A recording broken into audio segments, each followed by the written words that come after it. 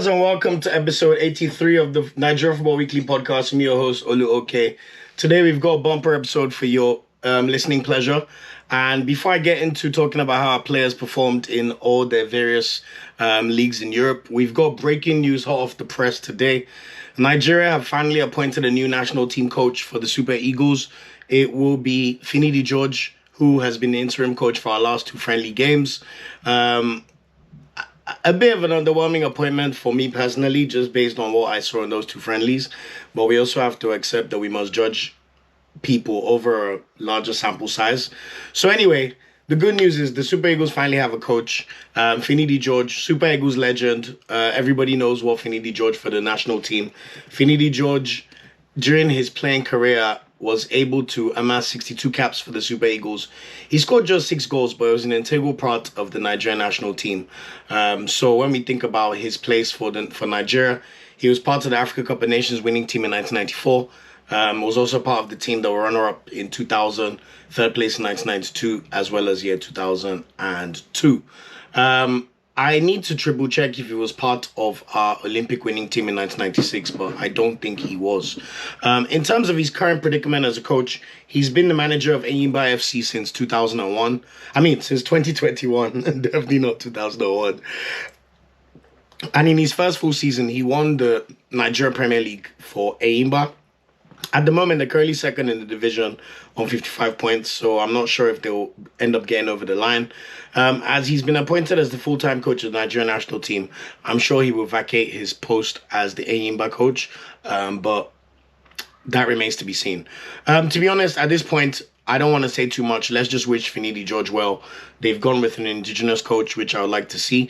We know Finidi George should have the respect of the players, considering the playing career he had for the national team and in his domestic career. So all I can say is we wish Finidi George all the best, and we will see how he gets on in the 2 June World Cup qualifiers when we face off against South Africa and Benin Republic at home. So the South Africa game will be away, so that'll be a big test for him. But the good news is majority of our star players are back in full fitness, playing for their clubs, particularly Victor Osimhen and Victor Boniface. So this one should be very interesting. And of course, when those games come around, we'll do a proper preview and talk about how we expect the Super Eagles to prosecute those games. So yeah, moving on to usual business for the week. Premier League, oh boy, I had to rock the Arsenal shirt. Anybody who watches this podcast, listens to this podcast, surely watches the Premier League. And I don't need to say too much, but Arsenal had a very important 3-2 victory over Tottenham yesterday, so I had to rep as usual. But anyway, starting with the Nigerian footballers, Ola Aina played 90 minutes for Nottingham Forest yesterday. They lost 2-0 to Manchester City, courtesy of goals from, scored the first goal, Guardiola header, and then Erling Haaland came back from his injury to score the second goal to wrap up the points. Nottingham Forest gave a very good account of themselves in this game, to be honest. They're very unlucky not to score. I thought Chris Wood was guilty of missing about 3 or 4 gilt chances that he should have buried on a normal day. Ola Aina had a game and a half. Like, he reminded me of his AFCON exploits in the earlier rounds. He was unbelievable, and it reiterated my point in thinking that this is a player who should be playing for a top 10 Premier League side. So Ola Aina, well done for your performance. It wasn't to be. Next off, Nottingham Forest, though, they play Sheffield United away on Saturday. To be fair, I also heard that Nottingham Forest hearing for their deducted points should be finalized this week. So we may see Nottingham Forest get their points reinstated, or at least some of those points reinstated this week. So we shall see. But they're pretty much odds on to stay in the division. It will take a monumental collapse from them to go out. As for Taiwo Awoniyi, he's still injured, but we'll see how Ola Aina gets on in the next game. Moving on to the Fulham boys, Alex Iwobi and Calvin Bassey both played 90 minutes as Fulham drew 1-1 to Crystal Palace at home. Fulham scored a very good goal through Muniz and Jeffrey Schlupp with an absolute banger of a goal. If you haven't seen that goal yet, please go and check it out. Crystal Palace playing some really good stuff. But Fulham are in that sweet spot where they don't really have anything to play for the rest of the season. They're 13th. They're too high to get relegated. They won't be joined to the relegation battle. And they're too low to really push towards any of the European places. So they're really just playing for pride for the final 3 games of the season. But I know Man City's coming, so I'm hoping that Fulham could do us a favour in that game. But before they play Man City, they will play Frank Onyeka's Brentford City on Saturday. Speaking of Frank Onyeka, he was on the bench yet again for their 1-0 loss to Everton on Saturday. Brentford are in a similar predicament to Fulham. They can't get relegated. They're 16th. They're pretty much just playing for pride at the moment. However, it must be said that Onyeka is fully a bench player at this point in time. So he's not even playing. He's barely playing any minutes at the moment. But hopefully we'll see that change between now and the end of the season. And then finally, the Luton boys. Gabriel Osho played 90 minutes and friend Oyedima came off the bench in the 88th minute as Luton lost 2-1 against Wolves on Saturday. Pretty good effort from Luton, but they were second best in this game. Wolves really dominated the match and probably should have scored more. So that's it in terms of the Nigerian players. Other results that we saw in the Premier League over the past week since the last podcast. We know there were midweek games in the Prem over last week. Arsenal beat Chelsea 5-0. Oh my God, Arsenal, man. We need to win this Prem, I'm telling you. But yeah, we dispatched them so easily. It was literally like, it was such an easy, breezy win. Let me not talk too much on that one so we can cover the rest. But Wolves lost at home to Bournemouth as well on Wednesday. We saw Crystal Palace beat Newcastle 2-0 last week, Wednesday as well. Manchester United came from behind to beat Sheffield United 4-2 on Wednesday as well. Liverpool pretty much put paid to their title chances after they lost 2-0 at Goodison Park to Everton. Whereas on Thursday, Brighton got absolutely smashed by Man City 4-0. So Brighton are now winless in like 8 games. And honestly, they've really become so shit. It's so annoying to watch. But yeah, that was it in terms of the midweek games. And then in terms of this weekend, Liverpool followed up their loss to Everton with a 2-2 draw at the London Stadium against West Ham in the early kickoff. So pretty much putting paid to their hopes of the title. I don't like all this talk of, oh, Liverpool overachieved. They did so well. They shouldn't have been in the title race. Where was this grace for Arsenal? The year before when we were 5th and we lost out on the top 4 and all of a sudden we're romping through the league, but then we're called bottle jobs. But then the media are so scared to call Liverpool bottle jobs. I don't like that. Liverpool are bottle jobs. They bottled the Prem too. Big time. And also, it's been really funny because I expected this to happen. And it's always nice to see your predictions come to fruition. So yeah, anyway, bye-bye Liverpool. It's done. Newcastle smashed Sheffield United 5-1. And oh my, Alexander Isak. What a striker. Another 2 goals for him. They're still in the mix for the Prem. He's still in the mix for the Golden Boot. Newcastle still have a chance of making a Conference League spot if they could finish 7th. And the results over the past weekend would have helped them as well. Manchester United drew 1-1 at home to Burnley. I don't even think I should waste my saliva on Man United, man. You guys are bums. Bums. And we'll see you at Old Trafford in a few weeks. Just watch. What other games did there to? Aston Villa drew to Chelsea 2-2. Chelsea were a bit unlucky not to win 3-2, but a foul was called. If I was a Chelsea fan, I'd be fuming. But we know that the biggest problem with the Prem right now is inconsistency. I remember the foul they did not call on Gabriel after Joe Linton pretty much pushed his head. They said it was okay. But then they give Villa the foul on Saturday for literally a light body nudge. So, it is what it is. Anyway, on Sunday, we then saw Bournemouth beat Brighton 3-0. Like I said, Brighton are on holiday. Those guys, they're already in Dubai in their mind. I don't know whether De Zerbi's waiting for an appointment this summer or not, but it's done. And as I said, Arsenal, 3-2 winners at Tottenham, 3-0 up after halftime. A few silly decisions from Raya and Declan Rice brought Tottenham back into the game. But I really love the maturity we're showing in being able to see these games off. So shout out to my boys. And then Man City, as I said, beat Nottingham Forest 2-0 yesterday. So pretty much the show of champions. In terms of games to expect over the next week in the Premier League, Chelsea played Tottenham at Stamford Bridge on Thursday in one of their rescheduled games for both teams. Chelsea probably need to win this game to retain any hope of Europe, but it's not looking good for them in general. And Tottenham definitely need to win this game if they want to somehow pip Aston Villa to the Champions League spots, because at the moment they are 7 points behind and they have 2 games in hand on Villa.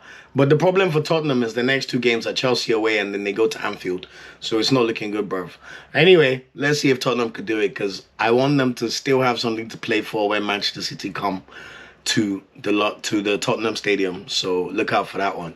And then on Friday, we will see Luton play Everton in the early kickoff.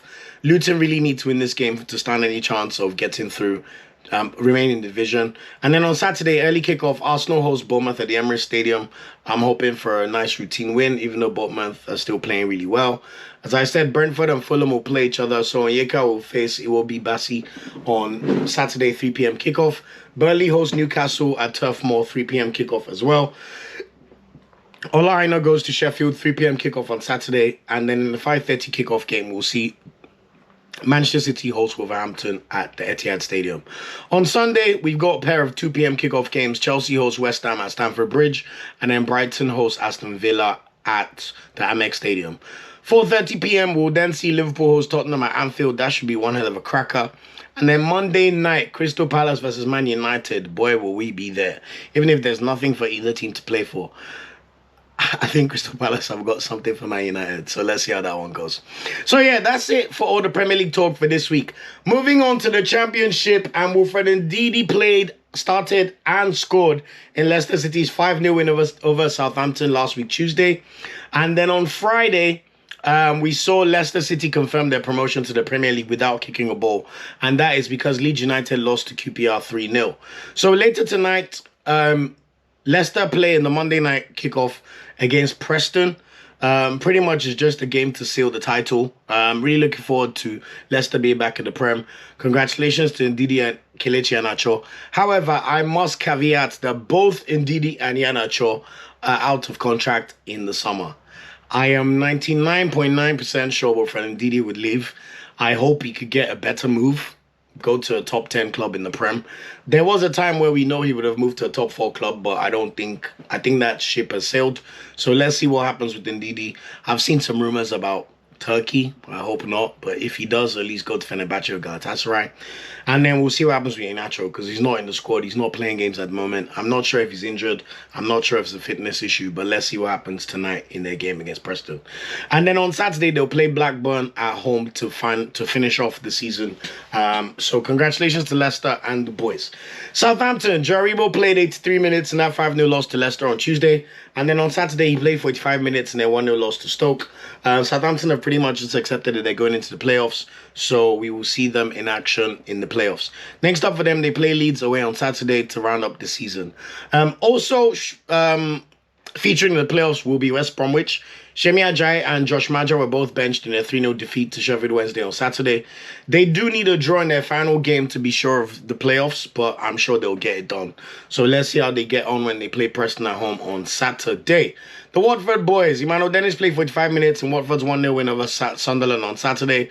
Tom Delebashiru was not in the squad because of injury. Watford are 14th. They're not playing for anything, so we'll see if Dennis ends up making his move permanent in the summer, if he goes back to his club in Turkey. And then Jamilu Collins is out until May, so no more football for him, but Cardiff have nothing to play for as they are 12th in the league. Moving on to Serie A, Victor Osimhen's back in the goals. He scored a late penalty to put Napoli 2-1 up, but literally 3 minutes after they conceded an equalizer, Tammy Abraham from a corner kick. I mean, I'm literally going to stop talking about Napoli, man. They are so shit. They make me so angry. Like, how can you be so bad? Like, literally, even the penalty they got, it was a bit of luck. Like, yes, VAR checked it was the correct decision, but they got a bit lucky in that one. And yet, they could not hold on for the win. Osimhen scored the pen in the 84th minute, and they still couldn't see the game out. Like, they are absolutely stinking, man. They make me so angry. So let's see what happens with Osimhen between now and the end of the season, because Napoli are 9th, and they will not make Europe. It's impossible. Speaking of Chukwueze, on the other hand, AC Milan are 2nd. He played 22 minutes in their 2-1 loss to Inter last week Monday, where Inter clinched the title. I mean, to win their 20th Serie A title in the San Siro against AC Milan, to get a 2nd star on their badge. AC Milan, shame. And then on Saturday, Chukwueze came off the bench to play the final 7 minutes in their 0-0 draw against Juventus. Next up for Chukwueze, they play Genoa at home on Sunday, but they don't really have too much to play for. They're comfortably 2nd. They will get back in the Champions League, and we'll see how they get on. Now, more tasty news. Ademola Lookman. Now, Ademola Lookman came off the bench in the 70th minute on Wednesday in the Italian Cup semi-final for Atalanta against Fiorentina.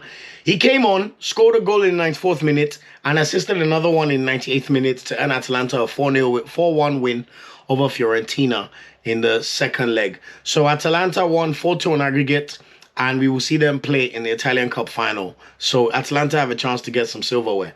Also, on Sunday, he played 84 minutes and scored a goal as Atalanta beat Empoli 2-0. Atalanta are 2 points behind Roma with a game in hand, and because Italy will likely get 5 spots in the Champions League, they are very, very likely to end up in the Champions League. So Ademola Lookman, I salute you, man. Keep shining, keep soaring, and honestly, I love how much you're still in play for all these titles. Speaking of next games for Atalanta, on Thursday, they play Marseille away in the Europa League semi-final. So if they get a good result in that one, we know they're likely to end up in the final. Regardless of who they face in Leverkusen or Roma, nobody wants to face this Atalanta team. I'm telling you, man, they are so, so good.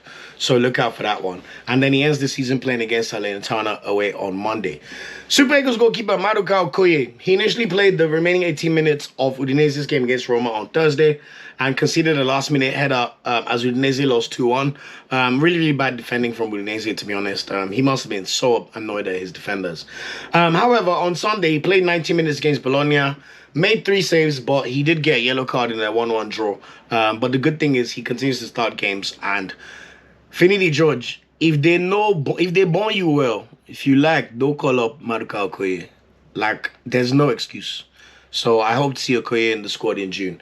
Next up for Maduka Okoye, they play Napoli at home on Monday. So that'll be a tasty tie between Victor and Maduka Okoye. And I would love to see that. Torino, David Okereke was benched in a 2-0 loss against Inter on Sunday.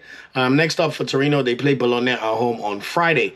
And Salernitana, Simeone was on the bench while Ekwemesi played 90 minutes. Salernitana lost 3-0 to Frosinone on Friday, which confirmed their relegation to Serie A. They've been absolutely shocking and useless. Next up for them, they play Atalanta at home on Monday, which is next week Monday. And that's it in terms of players who featured in Serie A. In the Bundesliga, Victor Boniface played 16 minutes while Nathan Teller came on in 89th minute as Bayer Leverkusen yet again scored a last-minute goal to draw 2-2 and remain unbeaten against Stuttgart on Saturday. I was watching the last 5 minutes on this game, and honestly, even I thought it was finally done for Leverkusen, but somehow they resurrected yet again to snatch a draw with 3 games to go. So I'm rooting for them to keep their unbeaten record, but they've got bigger business to face on Thursday in the Europa League semi-final, where they will face Roma away, which will be a very, very difficult game. And then they play Frankfurt away on Sunday. Kevin Akpoguma, on the other hand, continues to be benched for Hoffenheim as they lost 3-2 to Bochum on Friday. But they haven't really got anything to play for as they're 9th in the table. But their next match is against Leipzig at home, so let's see if Akpoguma can get any minutes. La Liga, the only Nigerian representative, Omar Sadiq, was benched in Real Sociedad's 1-0 loss to Real Madrid on Friday. Really, really good goal by Arda Güler, the Turkish international. It was only his second start for Real Madrid, but I was really impressed by his gameplay. So, man, Real Madrid, they're literally like collecting every superstar young kid you could think of in football right now, and it almost feels a bit unfair. But shout out Florentino Perez for their planning, because it's really, really good what they're doing right now. And then in La Liga, Terem Murphy played 58. I mean, not La Liga, League One. Terem Murphy played 58 minutes and scored a goal. He also got a yellow card in Nice's 2-2 draw against Marseille on Wednesday. It's a bit of a lucky goal, to be honest, but if you don't put the ball in the net, they don't count. And then on Sunday, he played 19 minutes as Nice beat Strasbourg 3-1 in the French league. Next up for them, they play Le Havre on Friday. The good thing for Nice is they still have a chance of making the Champions League spots. They are literally 5 points behind Brest, who are third. Brest did manage to win their game this weekend, but there's 3 games to go. So let's see if Nice could still force their way into one of these positions, and if Murphy could add to his goal tally. Gift Turpin, on the other hand, was benched for Lyon in their 3-2 win over Monaco on Sunday. Let's see if he gets any minutes in the next match, will be away against Lille on Monday.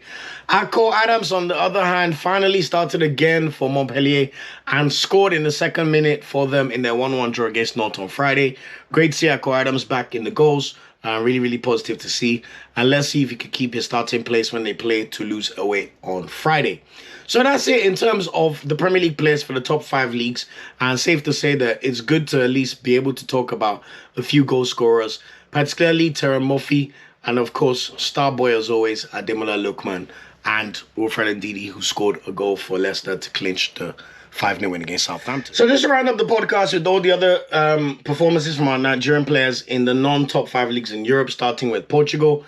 Bruno Yemachi played 86 minutes, but he came off due to an injury, while Chidozia Waziem was sent off in the 61st minute as Boavista lost 1-0 to Victoria Guimaraes on Saturday. It's a bit of a tricky one for Boavista, but they're 14th, so they should likely stay up at the moment. But squeaky bum time for them. Next up for them, they play Gil Vicente at home on Saturday. So moving on to Kelechi Nwakali and his Chavez team, he was responsible for their only goal as they lost 3-1 to Casapia on Saturday. They're more likely to get relegated, to be honest, but their next game is against Porto at home on Saturday, so it doesn't get any easier for Kelechi Nwakali, but at least he's been playing in the top league in Europe, which I've always wanted to see him do. Moving on to Belgium, Rafael Onyedika came back, played 90 minutes, and had yet another storming game as Club Brugge beat Genk 4-0 on Wednesday. And then on Sunday, he played 85 minutes as they beat the same opponent 3-0. So Rafael Onyedika, honestly, man, you rock my world. Finidi George, I hope you're watching. Make sure Onyedika starts that next game against South Africa. I don't want to hear no excuses. But next up for Onyedika, he's also got European business to handle as they play Fiorentina away on Thursday in the Conference League. And then they play Royal Antwerp on Sunday away in the Belgian League. Speaking of Royal Antwerp, Chidera GK played 90 minutes. Alassane Yusuf came off the bench to play 17 minutes in their 3-0 loss on Thursday. However, on Sunday, they then lost 4-1 again to the same opponent, Union Saint-Gilloise. Ejike played 21 minutes, Yusuf started this game, and Victor Udo came on for the final 21 minutes. So next up for Royal Antwerp, after their back-to-back losses, they've got to play Club Brugge at home on Sunday. So it does get any easier for them. Moving on to Genk, who just lost back-to-back games 4-0 and 3-0 to Bruges. Arokodare played both of these games, while Urasour was not in the squad for both games. Next up for them, they play Cercle Bruges away on Saturday. And then speaking of Ghent, Jordan Torunariga played 90 minutes and got a yellow card in their 3-2 win over Westerlo on Saturday. Next up for them, they play FC Mechelen away on Saturday. Next up in the Turkish League, Osayi Samo played 64 minutes as Fenerbahce drew 2-2 against Sivasspor on Monday. They conceded a last-minute penalty, which means that they've now lost ground in the Turkish Championship. They're 5 points behind Galatasaray, and it's looking really, really unlikely that they will be able to claw back that advantage. However, over the weekend, he played 90 minutes as they beat Besiktas 2-1, which is a big, big win. Next up for them, they play Konyaspor away on Monday. Paul Onuachu, on the other hand, he came back from injury on Wednesday, played 33 minutes in Trabzonspor's 3-2 win over Fatih Karagümrük. And then on Sunday, he played 80 minutes, got a yellow card, but turned the game around himself with a hat-trick and an assist as Trabzonspor beat Gaziantep 4-2. So shout out to Paul Onuachu and welcome back. It's always a beautiful thing when a player is now fit and can play. So shout out to him. Fisari Delibashiru, on the other hand, played 90 minutes in Hatayspor's 2-1 loss over Istanbul Başakşehir. They are definitely in danger of relegation. They will need points in the next game away against Gaziantep on Sunday. And then speaking of Kenneth Romero, he was benched as Kasımpaşa beat Samsunspor 1-0 on Saturday. Next up for his club side, they play Istanbul Başakşehir on Sunday. Moving on to the Scottish League, Cyril Dessers played 90 minutes and scored a goal, which was his 20th of the season, while Leon Balogun also started as Rangers beat St Mirren 2-1 on Sunday to keep their hopes alive of winning the Scottish title. Next up for them, they play Kilmarnock at home on Sunday. So moving on to the PSL and starting with Stanley Nwabali's Chippa United. He played 90 minutes and made 4 saves and got a yellow card as Chippa United beat Amazulu FC 2-1 on Saturday. Next up for them, they play Morocco Swallows FC at home on Wednesday before they play Orlando Pirates at home on Saturday in the Nedbank Cup. Oli Saranda, on the other hand, is still yet to feature since March. So let's see if he will be able to take part in that game against Chippa United for Orlando Pirates this coming Saturday. In Czech Republic, we saw Igor Ugbo play 90 minutes as Slavia Prague beat Hradec Králové 2-1. And their next game is Baník Ostrava at home on Saturday, while Victor Latunji played 21 minutes for Sparta Prague in their 4-1 win over Sigma Olomouc, and their final game is against Slovako away on Sunday. So, Star Boy of the Week. I think there's 2 candidates here. Ademola Lookman. When you score 2 goals and get 3 assists in your last 3 games, you're clearly doing something right. Scored again over the weekend to give yet another telling contribution. But when you come back from injury and you score a hat-trick, I don't care if it's the Turkish League or any league, you have done yourself a world of good. So Paul Onuachu, 3 goals and an assist literally goal contribution for all 4 goals for Trabzonspor in their 4-2 win in his second game back for injury. So Paul Onuachu, you are my star boy of the week. Congratulations, and we look forward to the next set of games for you. So what are the ones to watch for this week? We've got a few Nigerian players involved in European ties this week. Annoyingly, none in the Champions League, but hopefully that'll be rectified next year. But on Thursday, we see Ademola Lookman's Atalanta face off against Marseille in the Europa League semi-final. And then in the other Europa League semi-final, we see Victor Boniface and Nathan Teller face up for Bayer Leverkusen against Roma. So hopefully we will see Nigerian players end up in the final of the Europa League. Also, in the Conference League on Thursday, we'll see Rafael Onyedika's Club Bruges. They're in action against... Who are they playing again? Fiorentina. So that should be a very, very tasty tie in the Europa Conference League semi-final as well. So you could pretty much say we've got quite a few games to look forward to with Nigerian players involved, both in the midweek. And then on the weekend, we've got the big one because we see Club Bruges, Rafael Onyedika's in action against Royal Antwerp, where we have Chidera Ejuke and Alassane Youssouf in action. Club Bruges look like they are a pretty good bet for the title, so let's see if they could get close to winning that one. And then this time next week, we will watch Victor Osimhen's Napoli go away to play Udinese. So Maduka Okoye Victor versus Victor Osimhen. So that's it for this episode of the podcast. Pretty much massive news with Finidi George being announced as the Nigerian national team coach. His first set of games will be the World Cup qualifiers in June. Massively look forward to that. So that will be after the end of the season, and we'll go through the Champions League games and end of the season games and do a bit of an end of season awards for Nigerian players. It's been a very good season for Nigerian players, particularly in the non-English leagues, it must be said, particularly in Serie A and the Bundesliga, of course. But looking forward to how that goes. But for now, that's it for this episode of the podcast. Thanks again for rocking with me. Please remember, we are Nigeria Football Weekly everywhere on social media except Twitter, where we are at NFWPOD. I appreciate every single listener. Thanks for rocking with me, and looking forward to the next episode already. Take care and enjoy the football over the next 7 days. Ciao. Thanks for watching this video. Please like, share, subscribe, and click the bell to get a notification whenever we drop a video. You can also find our social media channels listed below.